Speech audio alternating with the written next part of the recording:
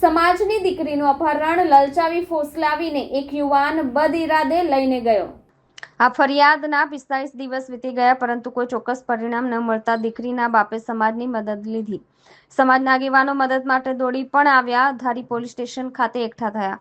આગેવાનો મીડિયા સમક્ષ રોષ પણ ઠાલવ્યો। ધારીના પીઆઈ તેમજ ઉચ્ચ અધિકારીઓ સાથે વાતચીત કરી સમાજના લોકોની એક જ માંગણી છે કે ઈરાદે લલચાવીને ફોસલાવીને અપહરણ કરી ગયેલ ગુનેગારને તાત્કાલિક ઝડપી પાડી દાખલારૂપ સજા આપવામાં આવે, સાથે જ મા બાપની આબરૂ સમાન દીકરીને તેના પરિવારને પાછી આપવામાં આવે। ધારી તાલુકાના ગોવિંદપુર ગામમાં અમારા સમાજની એક નાબાલિગ દીકરી જેમનું અપહરણ કરી ગામનો જ એક છોકરો છેલ્લા 45 દિવસથી લઈને જતો રહેલ છે ને છેલ્લા 45 દિવસથી દીકરીના મા બાપ અહીંયા પોલીસ સ્ટેશને આવે છે અને હજી સુધી કોઈ નક્કર પરિણામ મળ્યું નથી। આટલા દિવસો થવા છતાંય કોઈ પરિણામ આવેલ ન હોય એટલે આજે અમરેલી જિલ્લાનો આખો અમારો સમાજ અહીંયા હાજર રહેલ છે અને આવેદનપત્ર આપી અને આનું જલ્દીથી જલ્દી પરિણામ આવે તેવી બધાની અપેક્ષા છે। તેમજ હવે દીકરીની ઉંમરમાં 10 દિવસ બાકી હોય અને આ છેલ્લા 10 દિવસ જો પોલીસ આ રીતે કાઢી નાખે તો છોકરીની ઉંમર પણ પૂરી થઈ જાય છે। એટલે અમારી એવી અપેક્ષા છે કે ભાઈ જલ્દીથી જલ્દી આનું પરિણામ લાવે અને છોકરીને હાજર કરે। આવેદનપત્ર કોને આપ્યું છે?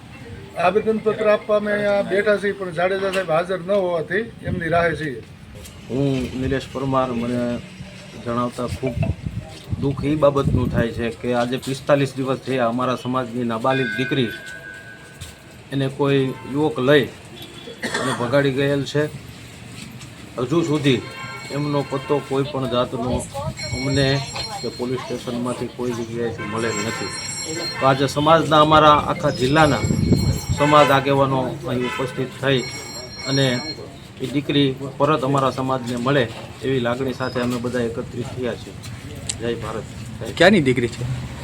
દીકરી ગોવિંદપુરની છે, અમારા સમાજની જ છે અને નાબાલિગ।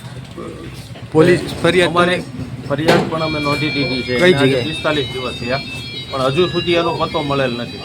એટલે અમારી એવી લાગણી છે પોલીસ ખાતાને પણ કે જેમ બને એમ ઝડપથી અમારી દીકરીને, અમારા સમાજની દીકરીને પરત આપી દે એમના માવતર એક સાથે। જય ભારત, જય હિન્દ।